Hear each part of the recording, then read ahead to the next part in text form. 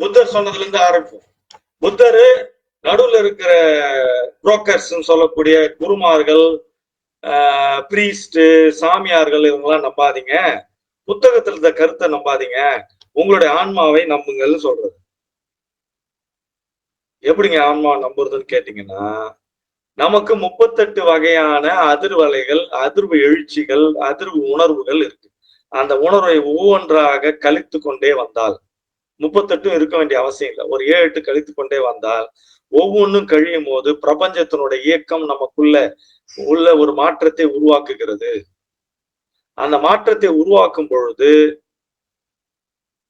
அந்த மாற்றம் நமக்குள்ள உள்ள நுழையும் போது நமக்குள்ள இருக்கிற உள் ஒலி இன்ட்யூஷன் தெரிய ஆரம்பிக்குது. அந்த இன்ட்யூஷன் தான், இன்ட்யூஷன் பிறக்கும் இடம் என்பது என்னுடைய ஆன்மா. அதனால எல்லா உண்மைகளும் உங்கள் ஆன்மாவில் இருக்கிறது அப்படின்னு சொல்லக்கூடிய மலர் தான் சென்டாரி. தன் ஒளியானே வருக அப்படின்ற இந்த மலர், தன் ஒளியானே வருக. நாம எல்லாரும் ஞானம் அடைந்தவர்கள் தான். புத்தகத்து அறிவு, வீட்டினுடைய அறிவு, உலகத்தினுடைய அறிவு அப்படின்னு இருக்குது. அதெல்லாம் கழிச்சுட்டேன்னா என் ஒளியை நான் பார்ப்பேன். சுயப்பிரகாசன், தன் ஒளியான் சுயப்பிரகாசன், தனக்குத்தானே சேவை செய்து கொள்வான். தற்சார்பின் மலர், தற்சார்பின் மலர். இந்த மலருடைய பேரு தற்சார்பின் மலர்.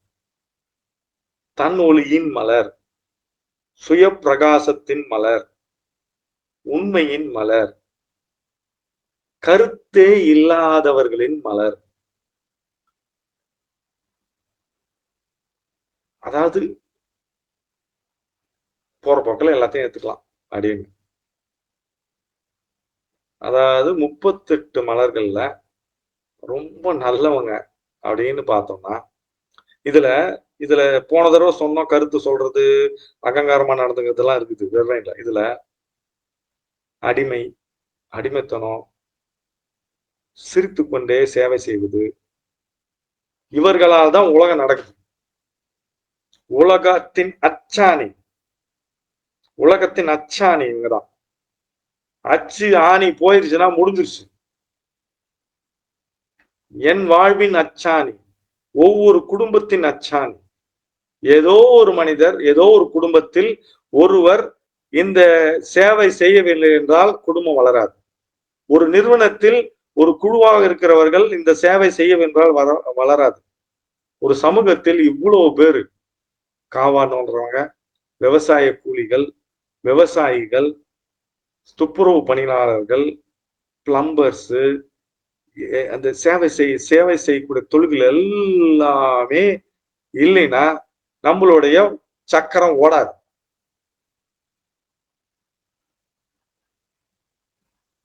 சக்கரத்தை ஓட்டுபவர்கள் வெறுமைன்னு, சக்கரத்தின் அச்சாணி சென்டாரி. அச்சாணி இல்லைன்னா சக்கரம் ஓடாது. அதனாலதான் நீங்க அந்த தொண்டர்களையும் ரசிகர்களையும் சிஷ்யர்களும் எடுத்துருங்க, மேல இருக்கிற வெறுமைன் இருக்காது. வெறுமைன் தேவைப்படக்கூடிய இருக்க மாட்டான். Service flower. சர்வீஸ்னா என்ன? எனக்கு நான் சேவை செய்வதற்கு வந்திருக்கிறேன்.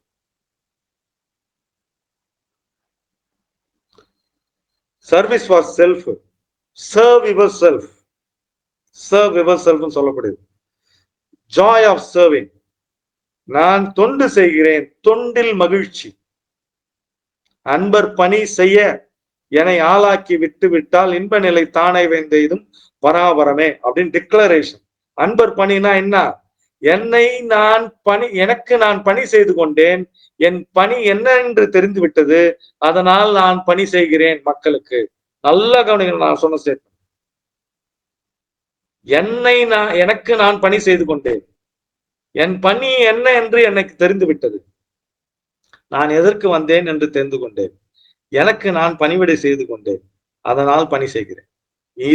இத புரிஞ்சிச்சுன்னா நீங்க சர்வீஸ் பண்றீங்களா இல்லையான்னு தெரிஞ்சுக்கணும்.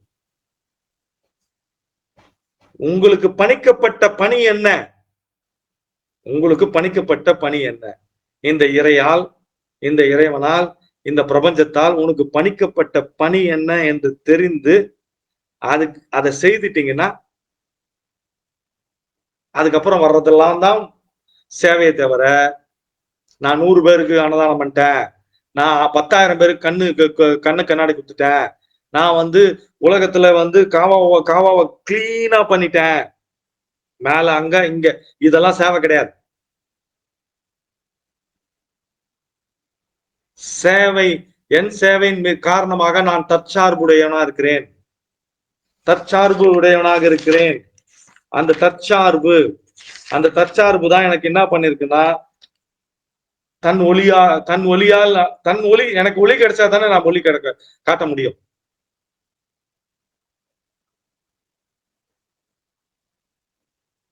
என்ன பண்ணிட்டு இருக்கோம்? யாருக்கான சேவை? நான் சேவை செய்வதனால இன்னொருத்தரை நான் வந்து ரத்தம் உரிய வச்சுட்டேன். என் ரத்தத்தை உரியத்துக்கு அனுமதி கொடுத்துட்டேன். நான் எங்க நிறுத்தணும்னு எனக்கு தெரியல, எங்க செய்யணும்னு எனக்கு தெரியல. ரொம்ப அழகா எனக்கு பிடிச்ச ஒரு வார்த்தை எனக்கு, சென்டாரினா எல்லாரும் இதை ஞாபகம் வச்சுங்க, சும்மா கருத்தா இல்ல. நான் சரியா என்ன நடத்தினா, நான் சரியா நடத்தினா, நான் போய் போய் போய் சொல்றேனே என்ன இவன் சரியா நடத்தல, இவன் என்ன சரியா நடத்தல, நான் என்னை சரியாக நடத்தினேனா? என்னை நான் சரியாக நடத்த சென்றார். ஃபர்ஸ்ட் விஷயம், நான் என்ன சரியா எனக்கு தேவையான சேவை நான் செய்தேனா?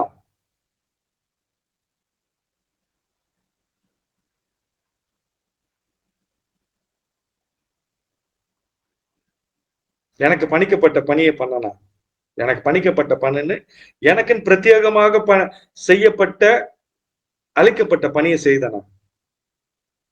குடும்பத்துக்காக உழைச்சுங்கிறது, அம்மா அப்பாவுக்காக உழைக்கிறது, அம்மா அப்பா குழந்தைங்களுக்காக உழைக்கிறது, சமூகத்துக்காக உழைக்கிறது, நிறுவனத்துக்காக வேலைக்காக நானா?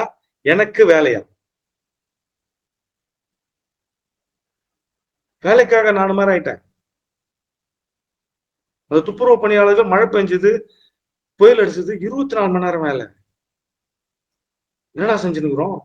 இந்த என்ன செய்ய வச்சுன்னுக்குறோம்? நான் நிம்மதியா இருக்கிறது யாரோ ஒருத்தர் உழைத்து கொண்டிருப்பதால் எனக்கு கரண்ட் கிடைக்குது, தண்ணி கிடைக்குது, சாப்பாடு கிடைக்குது, பால் கிடைக்குது, எல்லாம் கிடைக்குது. யாருக்கு இது தேவையானா? ஒர்க்கர்ஸ். ஆர் யூ எல்லாரும் யூஸ் பண்ற மாதிரி நீங்க இருக்கீங்களா? அப்போ உங்களுக்கு சென்டாரி தேவை. ரொம்ப அன்பா இருக்கீங்களா? எதுக்கு எடுத்தாலும் அன்பா இருக்கீங்களா? அடுத்த வேலை என்னான்னு வெயிட் பண்ணிட்டே இருக்கிறீங்களா? எதுக்கும் மறுப்பு சொல்லாம இருக்கீங்களா? ஐயோ நான் மறுப்பு சொல்லிட்டேன்னா அவர் கஷ்டப்படுவார்னு நினைக்கிறீங்களா? என்னோட அமைதி குழந்தை விடக்கூடாது, வீட்டினுடைய அமைதி குழந்தை விடக்கூடாதுன்னு வேலை செஞ்சுட்டே இருக்கிறீங்களா? உங்க மத்த எல்லா வேலையும் சேர்த்து செய்ய முடியாதுன்னு சொல்றதுக்கு பயமா இருக்கா? எப்பயுமே உள்ளுக்குள்ள ஸ்ட்ரகிள் இருந்துகிட்டே இருக்கா? உங்களோட எண்ணம் நல்லதுதான், ஆனா உங்களுக்கு நீங்க நல்லவளா இருந்தீங்களா? கேக்குறான். அவங்களோட பாடி, அவங்களோட உடம்பு எப்படி இருக்கும்? ரொம்ப வீக்கா, டயர்டா, ரத்த சோகம் வந்த மாதிரி, எல்லாருக்கும் வாழ்ச்சி ஓடா போய் எதிர்ப்பு வந்துடக்கூடாது, பவரால டாமினேட் பண்ணது. டாக்டர் பேட்ச் ஏன் இதை கண்டுபிடிக்கிறாரு அப்படின்னா, வெங்கலப்பட்டறையில அவங்க அப்பா சொன்ன வேலையை செஞ்சார். எங்க அப்பா மிலிட்ரிக்கு போக சொன்னாரு, எங்க அப்பா போலீஸ் ஆக சொன்னாரு, எங்க அப்பா டாக்டர் ஆக சொன்னாரு.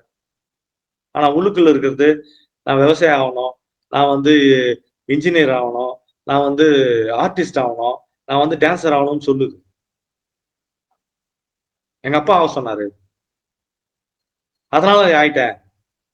அப்ப எப்படி இருக்கும்? அப்ப ஏன் நோய் வராது? அப்ப ஏன் டிப்ரெஷன் வராது?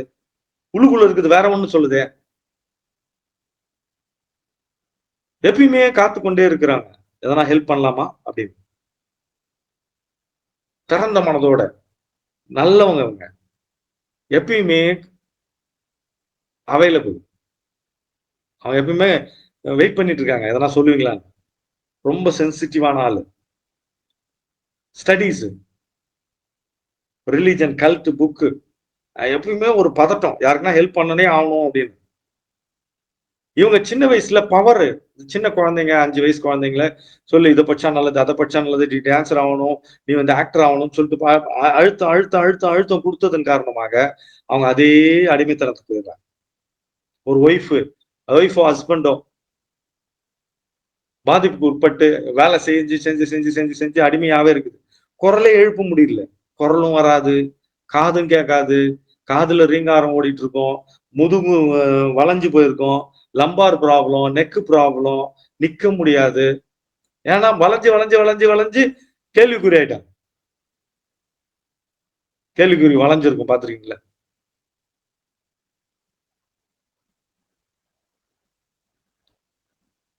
எப்பயுமே இந்த உலகம் நல்லா இருக்கணும், மற்றவங்க நல்லா இருக்கணும், எல்லாமே நல்லா சரியா நடக்கணும், எல்லாத்தையும் சரியா செஞ்சு கொடுக்கணும் அப்படின்னு நினைக்கிறோம். Weakness, soul weakness, door mats, மிதியடி மாதிரி. அந்த அதிர்வலை எப்படி இருக்குன்னா, உட்காந்து உட்காந்து குறிப்புகள் எடுக்கும் போது எதுக்கு குறிப்பு எடுக்கணும், இவங்களை பத்தி எதுக்கு எழுதணும்,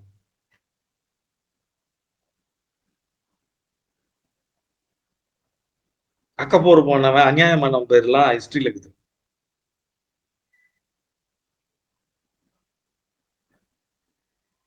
ஒரு இடத்துல கூட இவங்களை பற்றி ஹிஸ்டரியில இல்லவே இல்லை.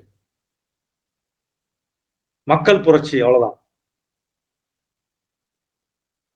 ஒரு MLA, MP, minister, prime minister, president, IAS officer, எந்த ஆள் இல்லைனாலும் உலகம் நின்றாது. இவங்க இல்லைன்னா நின்றும்.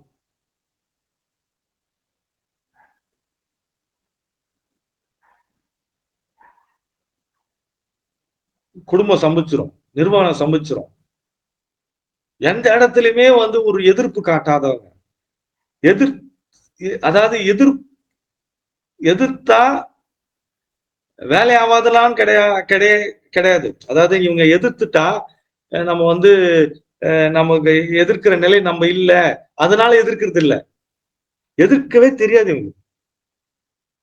அதனாலதான் இந்த மாதிரி மனிதர்கள் எல்லாம் தொட்டுனா பிரச்சனை கொடுத்துட்டோம்னா பெரிய பெரிய அரசாட்சி எல்லாம் காலியாகுது. ஏன்னா பிரபஞ்சம் இறங்கி வேலை செய்ய ஆரம்பிச்சு.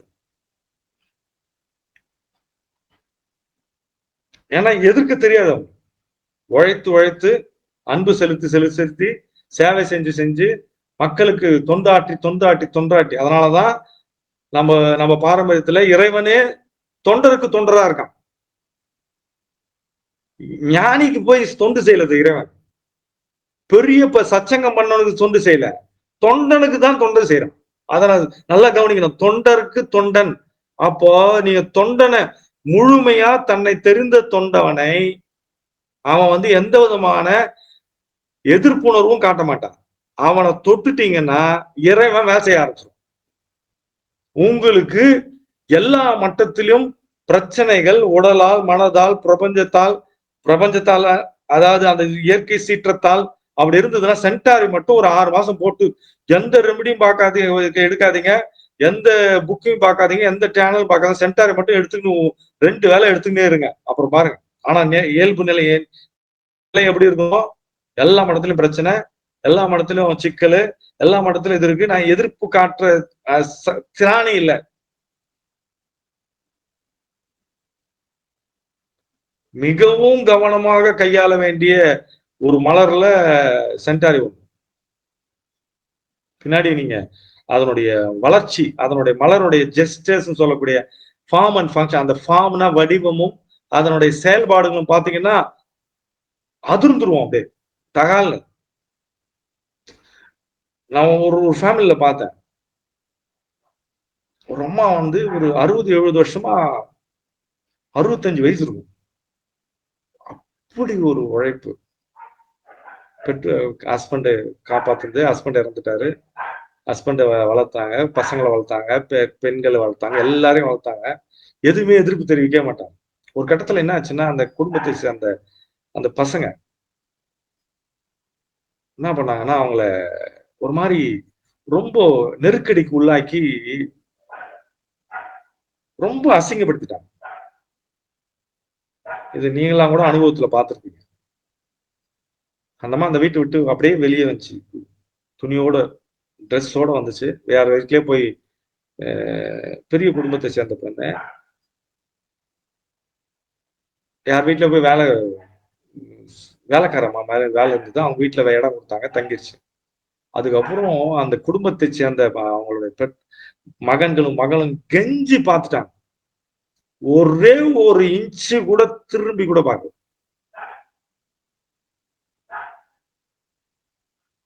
குறைத்து மதிப்பிடக்கூடாது சென்டாரிய.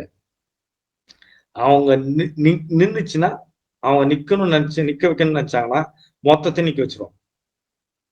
கன்வின்ஸே பண்ண முடியாது. Self assertiveness flower. நான் இதான் முடிஞ்சா பாரு,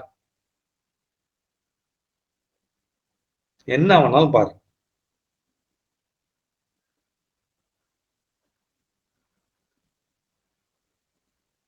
நம்மளும் பார்த்துருப்போம்.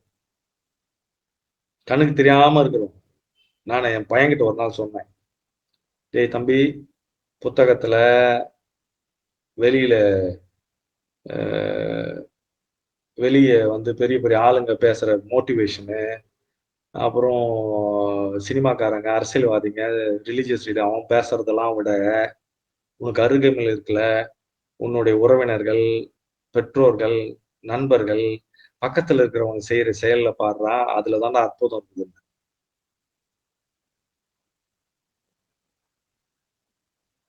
வெளியே போய் தேடிக்கிறோம்.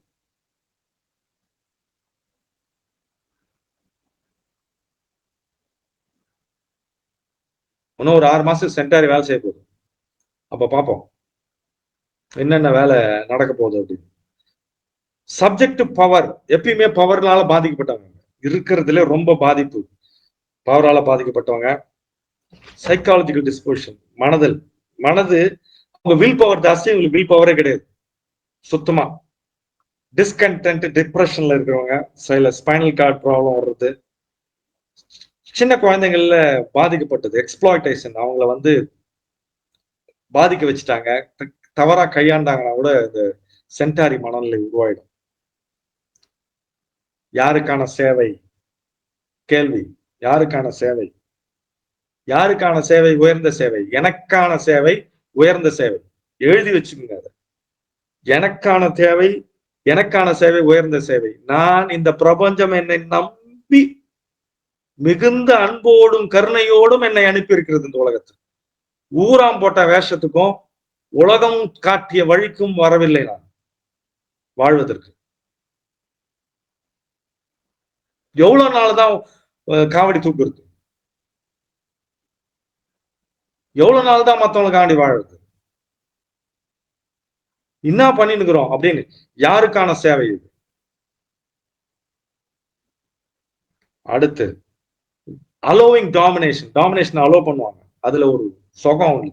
சேஃப்டி, சேஃப்டியா இருக்குது. அப்புறம் எப்பயுமே சிரித்துக்கிட்டே இருக்குது, ஸ்மைலிங்க. ஆப்போசிட் ரெண்டும், இங்க வெறுமையின் மேல, இங்க கீழே சென்டாரி. அப்படியே சொல்லு செய்யறேன், இவர் சொல்றாரு, இவர் செய்யறாரு, இவர் கட்டளையிடுறார், இவர் பணிகிறார். நான் ரெசிஸ்டன்ஸ், அதுவே இல்லை, எண்ணம் இல்லை, கருத்து இல்லை. எனக்கு ஞானம் கிடைக்காததுக்கு கருத்து தான் காரணமே. நான் ஞானத்தை ஞானத்தை பற்றி வைத்திருக்கிற கருத்துக்கள் தான் எனக்கு காரணம். கிவ்ஸ் ஃப்ரீலி, ஹெல்ப் ஃப்ரீயா கொடுத்துட்டே இருக்கிறது. எத்தனை பேருக்கு வேணா வாடா, அட்சய பாத்திரம். அதாவது சிரம் மேல் கொண்டு செய்தல், ஆணையை சிறமேல் கொண்டு செய்தல். இதுக்கு காரணம் என்னன்னா நம்மளோட ரிலிஜன் என்ன சொல்றது? தாழ்மையா இருங்க, தப்பு செஞ்சீங்கன்னா இது போயிடும், இந்த உலகம் நிரந்தரம் இல்ல, இதுல சேவை பண்றதுதான் மன்னிக்குதோம், பண்ணிக்கிறோம், நீங்க இந்த கட்டளை கீழ்ப்படியணும் அப்படின்னு சொல்லி சொல்லி சொல்லி சொல்லி பழகுனதுனால ஒழுக்க கட்டுப்பாடுகள், கட்டளைகள், 100 கட்டளை, 10 கட்டளை, 15 கட்டளை, வாசகங்கள், புத்தகங்கள், இதெல்லாம் நம்மளை அடிமைப்படுத்திக்கிட்டே வச்சிருக்கு. ரொம்ப பாதுகாப்பா இந்த சமூகம் உங்களை நோக்கி திரும்பாம பாத்துக்கிறது, உங்களுடைய ஒளியை பார்க்காம பாத்துக்கும். அதனால அங்க இருக்கிற குருமார்கள் நான் பெரிய ஹீலர்ஸ் அப்படின்னு ராங் ஹீலர்ஸ் எல்லாம் இதுதான் கிரியேட் பண்றது. ஆனா உள்ளுக்குள்ள ஃப்ரஸ்ட்ரேஷன், அவங்களுக்குள்ள பிரச்சனை அவங்களால தீர்க்க முடியாது. அடிமைகள், நேச்சுரல் கிடையாது, இயல்பு கிடையாது. ஒரு ஆதிவாசி ஒரு 5000 வருஷத்துக்கு முன்னாடி காட்டுல இருந்தவன் எவனா யாருக்கு அடிமையா இல்ல. ஒரு காலத்துல யாரும் அடிமையா இருக்க போறது இல்லை. இன்னும் கொஞ்ச நாள்ல அவன் வேலையை வந்து போயினேக்கிறான். கொலாப்ஸ் ஆக போகுது சிஸ்டமே. ஏன் சிஸ்டம் கொலாப்ஸ் ஆகுதுன்னா தன்னை நோக்கி பயணப்பட ஆரம்பிச்சிட்டான். அதனாலதான் உலகத்துல ஞானம் ஈஸியா கொடுக்கப்படல, பெண்களுக்கு ஞானம் கொடுக்கப்படல. பெண்களுக்கு ஞானம் கொடுத்துட்டா குடும்பம் இருக்காது, மக்களுக்கு ஞானம் கொடுத்துட்டா சமூகம் இருக்காது, நாடு இருக்காது. அதனால பயப்படுறான். நீங்க உள்ள போய் கூறுது பாத்தீங்கன்னா எல்லாரும் லாவர்ஸ்ல இருந்து, புத்தர்ல இருந்து, இயேசு கிறிஸ்துல இருந்து, வேதாத்திரி மகரிஷி உலக சமாதான திட்டங்கள் புத்தகத்துல இருந்து இந்த இது கிளியரா இருக்கும். பெண்களுக்கான ஞானம், பெண்களுக்கு குழந்தைகளுக்கான வளர்ப்பு, சமநீதி, சமத்துவம், ஆல் ஈக்குவல் பீயிங்ஸ் எல்லாத்தையும் சொல்லியிருப்பாங்க. ஏன்னா நாடுகள் தேவையற்றது, நாடுகள் நம்மை ஞானத்தன்மையிலிருந்து விலக்கி வைக்கும். அதனாலதான் ஞானி கணியன் வந்து யாதும் ஊரே ஆவலும் கேள்விட்டான். எனக்கு எந்த எல்லா நாடும் ஒரு நாடு, எல்லா மக்களும் மக்கள்தான். அப்ப என்ன சொல்லிட்டான்? ஜாதி மொழி இனம் எல்லாம் எனக்கு இல்ல, எந்த நாடும் எனக்கு இல்ல. இதுதான் சென்டாரி. Compulsive passive behaviour. அப்படியே அமைதியா எல்லாத்தையும் ஏத்துக்குது. அடி ஓத, டாய்லெட் பக்கத்துல படுக்க வைய, தண்ணி ஊத்து, எத்தி ஓத.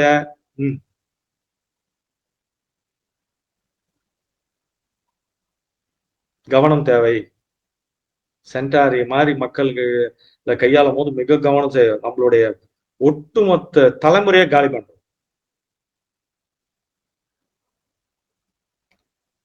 பரவாயில்லைங்க, நீங்க எத்தனை வேலைலாம் கொடுங்க, எந்த தேவையும் கம்மி பண்ணிக்குது, சாப்பிடலையா பரவாயில்லைங்க.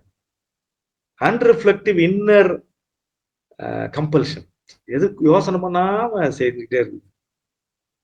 ஓவர் பவரிங் என்வாயர்மெண்ட், அந்த சூழல், அந்த குழந்தை அந்த சின்ன வயசுல இருந்தே வந்து பவர்ஸ் ஜாஸ்தி இருந்ததுனால இந்த மனநிலை உருவாயிடுச்சாங்க. ஆனா சேஃப்டி, இங்க இருந்து போனா கஷ்டமாச்சே, நம்ம இருந்துக்கலாம், அவன் சொல்ற வேலையை செஞ்சுட்டு இருந்துக்கலாம். சாஃப்ட் ஸ்கின் சாஃப்டா இருக்கும், ரொம்ப சென்சிட்டிவ். ஹார்மோனி சீக்கிங், எப்பயுமே என் சண்டை, ஏன் தொந்தரவு பண்ண, ஏன் கான்ஃபிளிக் பண்ணிக்கணும், அவன் அப்படியே இருந்துருவோமே அப்படின்றது. கன்ஸ்ட்ரக்ஷன் இந்த ஹார்ட், அப்படியே அதாவது இதயத்தின் இறுக்கம், இருக்கின்னு இருக்கிறது. அதே ஸ்பிரிச்சுவல் கிரிப்ளிங், என்னை எப்படா பார்க்க போறேன், எனக்கு எப்படா சேவை செய்ய போறேன்ற மனநிலையிலே அவன் அப்படியே உள்ளுக்குள்ள ஒரு புழுங்கிட்டே இருக்குது. ரிஃப்ளெக்ஸ் பிஹேவியர், டக்குன்னு போய் ஹெல்ப் பண்றது, டமால் டமால் டமால் ஹெல்ப் பண்றது, டமால் டமால் அவன் முடிவு எடுப்பான், இவன் டமால் டமால் ஹெல்ப் பண்ணுவான். அதே மாதிரி ஊருக்கு போறீங்க, முதலாளி கூட போறாருன்னா எல்லா பேக்கேஜையும் தூக்கி போறது இவரே. மேல தலையில 2, கையில இந்த பக்கம் 2, அந்த பக்கம் 2, பசங்களையும் கூட்டின்னு போறது. அந்த மாதிரி என்னால ரெஃப்யூஸ் பண்ண முடியலைங்க, என்னால இல்லைன்னு சொல்ல முடியல. எப்பயுமே இதுவே சப்சர்வெண்ட் இருக்கு, டூ நெகட்டிவ் ஸ்டேட், அதாவது தன்னை இழந்து நிக்கிறது. அப்படியே ரொம்ப சென்சிட்டிவான ஆளுங்க யாரெல்லாம் அந்த குருமார்கள் கண்ட்ரோல்ல இருக்கிறானோ, அவனை பத்தியே சிந்திச்சுக்கிறானோ, அவனுக்கு எதனா தொண்டு பண்ணணும்னு நினைக்கிறானோ, அவனை ப்ளீஸ் பண்ணணும், அவங்களுக்காக எதனா பண்ணிட்டே இருக்கணும், அவங்க வந்து நம்மளை பத்தி தப்பா நினைச்சிடக்கூடாது அப்படின்னு நினைக்கிறதுலாம் ஃப்ரீக்வன்சியா இன்பேலன்ஸா இருந்துகிட்டே இருக்குது. ஹார்மோனி எனர்ஜி வந்து ஹார்மோனியஸா, அதாவது இயல்பா இல்லாம இருக்கிறது. என்லைட்டன் மாஸ்டர் பெரிய குருமார்கிட்ட போய் இவனை இழந்துடுறது. ஒரு உண்மையான குரு குரு கிட்ட போயினா உங்களுக்கு காட்டுவார். லட்சம் பேர் 1 கோடி பேர் சேர்த்து வச்சிருந்தாருன்னா அவர் வந்து பிசினஸ் பீப்புள்னு அர்த்தம். Business man. அந்த மாதிரி ஆளுங்க அப்படியே மாத்தினே இருப்பான், டெக்னிக்கை மாத்தினே இருப்பான், புதுசு புதுசா சொல்லினே இருப்பான், பிசினஸ் பண்ணிட்டே இருப்பான், உண்மையை சொல்லவே மாட்டான். நீ மட்டும்தான் நான் உண்மைன்னு சொல்றவன நம்புங்க. இருக்கிறதுல இந்த பிரபஞ்சத்திலே உண்மைன்னு ஒண்ணு இருக்குன்னா அது நீ தான் அப்படின்னு சொல்றது, உண்மைன்னு இருக்குதுன்னா நான் தான் அப்படின்னு சொல்லி நினைக்கிறது தான் செட்டார். உண்மைன்னு இந்த பிரபஞ்சத்துல ஒண்ணு இருக்குன்னா அது நான் மட்டும்தான். அதனாலதான் அல்ஹிலா சொன்ன ஐ எம் அனல் ஹேக் அப்படின்னு, நானே சத்தியம் அப்படின்னு டிக்ளேர் பண்றது. அதனாலதான் தன்னொலியின் மலர் தன்னொலியான் அப்படின்னு சொன்னாங்க. ஹார்ட் சக்கரா வந்து ஆக்டிவேட் ஆகிருக்கு நிறைய. இயல்பாவே இதய தாமரை இவர்கள், இதயத்தின் தாமரை சென்டாரி மனிதர்கள். சூப்பரா ஹையஸ்ட்ல இன்டகிரேட்டட் குரூப், டீம் ஒர்க் எல்லாம் இவங்கிட்ட சூப்பரா இருக்கும். யாரெல்லாம் டீம் ஒர்க் வரீங்களா, டீம் ஒர்க் பண்ண நினைக்கிறேன், எல்லாருக்கும் சென்டாரி கொடுத்து பாருங்க. இன்னர் வாய்ஸ் தெரியாம மேசோசிஸ் சிஸ்டம், அதாவது மக்களையே வெறுக்க ஆரம்பிச்சிடும் ஒரு கட்டத்துல. அதாவது ஒரு 4 பேர் குருமார்கள் பெரிய ஆள் இருக்கா, பெரிய ஆள் இருக்கா, எனக்கும் அதேதான் வாழ்வின் நோக்கம்னு சொல்லிட்டு சூடோ காலிங். சார் ஃப்ளவர் ரெமடிக்கே நானே என்ன அர்ப்பணிச்சுக்கிறேன் சார். நான் இதுல இது வச்சு என்னோட காலிங்க, என்னோட உள்ளுணர்வு சொல்லிச்சு சார், இந்த ஃப்ளவர்ல வச்சுதான் நான் உலகத்தை மாத்த போறேன் சார் அப்படின்னா சென்டார் எடுக்கணும்னு அர்த்தம். ஏதோ பாதிக்கப்பட்டிருக்கீங்க சேனல்னால, பேச்சினாலன்னு அர்த்தம். கல்ட்டு கலாச்சாரம் ஒரு குரூப்போட இருக்குது. இவங்கள மாதிரி எக்ஸ்கியூசஸ், சாக்கு சொல்றவங்க நீங்க பார்க்க முடியாது. ஏன்னா சாக்கு சொல்லி சொல்லி சொல்லி சொல்லி உங்களை ப்ளீஸ் பண்ணுவாங்க. இவங்களை பார்க்கவே முடியாது. அன்னோட்டிஸ்டு, காது கேட்டுனே இருக்கும். அதாவது காதை ரொம்ப ஷார்ப்பா வச்சுக்கிறதுனால அடுத்து என்ன சொல்ல போறாங்க, அடுத்து என்ன சொல்ல போறாங்கன்னு கேட்டு கேட்டு கேட்டு காதுல ரீங்காரம், காதலுக்கு சத்தம் வந்துருந்துச்சுதான் சென்டார் எடுக்கணும்னா சரியா போடும். இந்த மனநிலை இருக்கிறவங்க உடம்பு ஃபுல்லா லம்பாரு வளைஞ்சு இருக்கிறது, நெளிஞ்சு இருக்கிறது, உடம்பு வந்து அப்படியே ஒரு சாஞ்சு இருக்கிறது, இதெல்லாம் வந்து சென்டாரி தேவைப்படுகிற மனிதர்கள். இவர் இல்லை, இவங்க இல்லைன்னா நம்ம பேச முடியாது, சாப்பிட முடியாது, குளிக்க முடியாது, வேலை செய்ய முடியாது.